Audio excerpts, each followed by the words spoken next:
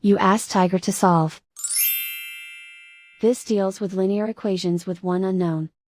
The final result is x equals 3. Let's solve it step by step. Simplify the expression. Expand the parentheses.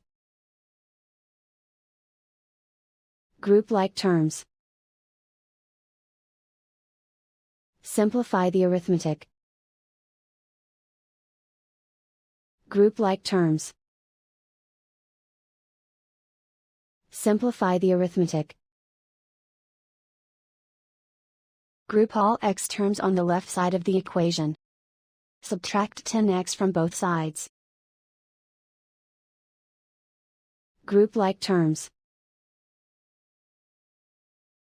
Simplify the arithmetic. Group like terms. Simplify the arithmetic. Group all constants on the right side of the equation. Add 10 to both sides.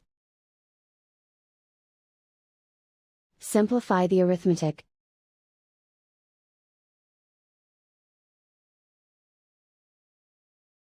Isolate the x. Divide both sides by -5. Cancel out the negatives.